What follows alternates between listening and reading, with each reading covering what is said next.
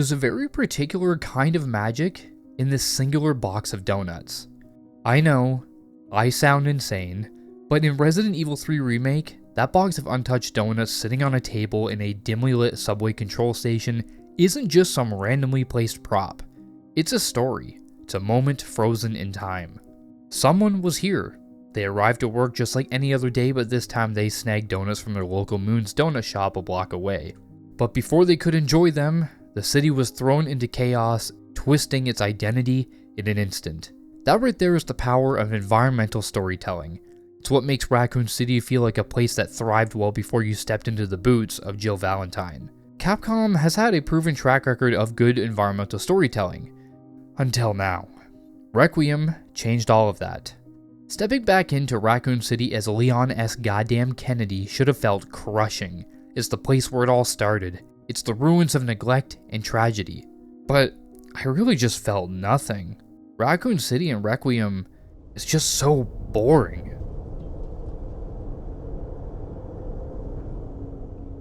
The colors are washed out, it's empty, and not in the signature way Capcom builds their worlds, like with intention. It feels the opposite of that. It feels like they did the bare minimum for the fans. It's built to have something to merely move through and shoot through, but falls apart the second you stop and actually look at it. That's the real problem here. It is the most important setting in the franchise. Without Raccoon City, it's hard to say that the franchise would be around today. There's so much dark history here, so much deep lore. So much they could have shown through these environments, but they didn't build on any of that. It feels like they actually forgot about it. They leaned into the branding alone because, let's be honest, Raccoon City as a name sells.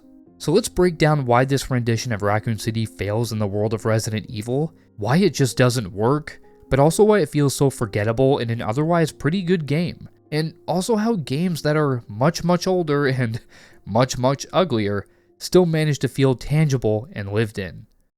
Requiem starts out incredibly strong in this regard. With possibly the best opening in atmosphere and tone, the Rhodes Hill Care Center feels like a classic Resident Evil environment, like the ones we've come to expect. It's built with intention, it has good use of color, every place you unlock is as interesting as the last. Small details scatter the world in a believable manner, even with the rampant use of reused assets.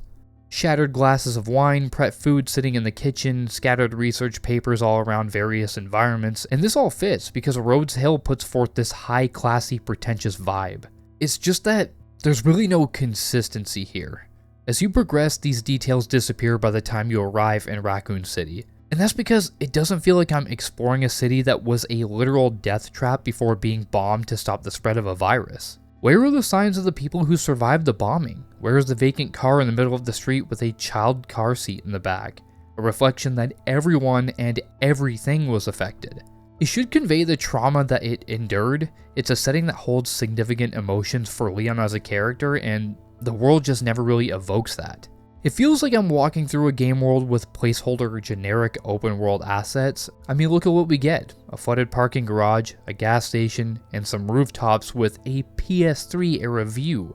And funnily enough, these locations aren't even the real problem. The problem is Capcom didn't do anything to make them stand out or feel unique in any way. It feels as engaging to explore as filling up my car with gas. And this is Capcom we're talking about. There's not a single indication of who might have been here, what they did during the chaos, or if this was even a place that gave shelter to those that survived. There's nothing left on the shelves, no posters on the walls, nothing. It doesn't really feel like there was any panic anywhere in the city. It's just a space for boss fights and gameplay. And the worst part is, Capcom has had a successful history in this kind of detail like I mentioned before.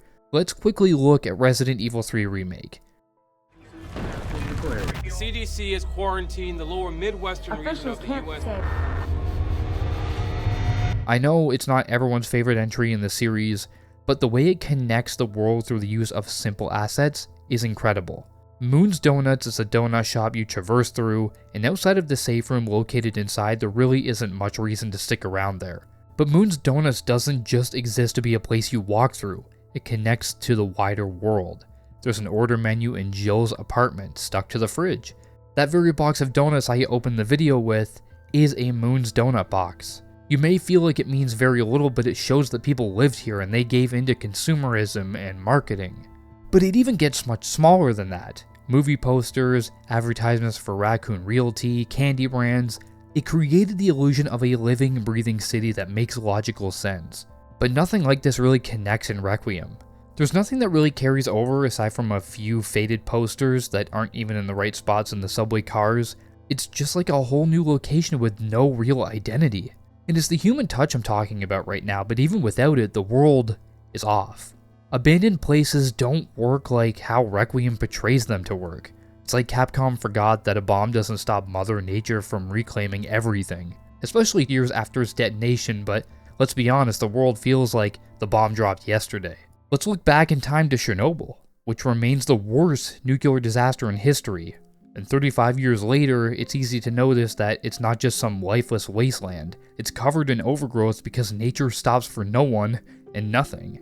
Life doesn't just stop anywhere, and I don't know why the design insists that it did. A little green really wouldn't have hurt the aesthetic at all either. It actually would have helped build a narrative. Because Raccoon City isn't just a setting, it's a story of unchecked power, corrupted governments, and survival in the midst of a wide-scale disaster. The 100,000 citizens of Raccoon City didn't just up and disappear like a Minecraft death animation. They left their lives behind mid-sentence. They fought for survival and tried to escape the city. Their materialistic possessions and jobs that became their identity were quickly forgotten. Everything was left behind. The thing is, you should feel that. Now let me correct myself.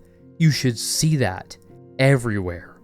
A pile of skeletons lining a fence, makeshift shelters and sea containers, which could have easily been a throwback to Dario Rosso in the opening of RE3 Remake, RCPD officers roaming the city, another chain of Moon's Donuts. I mean, come on, the list is endless, and it wouldn't be hard for you to come up with tiny ways they could have conveyed this. And when we look into the game's opening, like the very opening, some of this starts to make sense. Although I praise the game's opening, it also has huge inconsistencies across the board. The game takes place in our current year of 2026, but then Renwood looks like it was left in the 90s. There isn't a single modern looking car on the street in the first playable section of the game. The NPCs, again, look like they walked out of a 1990s film that takes place in New York. There's nothing wrong with building a certain aesthetic, but it needs to make sense with context and consistency, but it just doesn't. Not when you have Leon driving around a 2026 advertisement on wheels. Like, it just doesn't feel like a real place. It's incredibly frustrating and confusing, especially when you look at much bigger, older titles that walk all over Capcom in this regard. Fallout New Vegas is an old game, and an ugly game at that. It was outdated by a decade when it came out, and despite that, it's loved by almost every Fallout fan, even people that aren't fans of Fallout. You know why? Because every part of that world builds a narrative of a living, breathing space. It is near impossible to go anywhere in that game without finding something that builds upon the already stellar atmosphere and world building. It has a novel's length amount of visual storytelling. They accomplish this by simply using the assets they already had in various creative ways. Yes, it's a strong case of reused assets, but it makes sense given it's a much larger connected world where products were mass-produced. And this is something that I want to reiterate. They didn't need to use unique assets for every little story. They reused them in ways that don't draw obvious attention to the fact that they are reused. But we're unfortunately at a point in games where a lot of games are held in high regard just by their looks alone. They look absolutely incredible, and even I fall victim to buying into games based on their looks. Lighting, textures, facial animations, all of these things have had huge leaps in the past decade, so it's not really a surprise that Requiem looks as good as it does. It absolutely helps with immersion, and people always want to put their hardware to the test. But why does it really matter if it looks good when a big portion of Requiem has nothing to say with its high texture quality and fancy lighting? You can make something look real, but that doesn't necessarily mean it's going to feel real. There's so much they could have done. I mean, let's be honest, Raccoon City here is just merely a best of real. Spiders, the Tyrant Boss, and the return of two fan favorite locations. It feels like a classic case of remember that, instead of providing anything of value. Nostalgia is such a dangerous weapon that companies use against us to sell you something with very little effort. They should have added meaning in here. Show us a version of the city that we didn't know existed. Don't just use it as a place you traverse through to get to another cool location. Raccoon City should be cool. You don't need anything crazy, they just needed to try. Sprinkle some goddamn details in here like Salt Bay. But they didn't, and now a box of a dozen donuts tells a more compelling story than an entire city does. That's where we are right now. Raccoon City really needed a detail like this. Just one small asset could have changed everything. It's not a real place, it's just a winding map of bland corridors and hallways you pass through. And for a place that's supposed to be the heart of Resident Evil, well, it shouldn't feel this forgettable.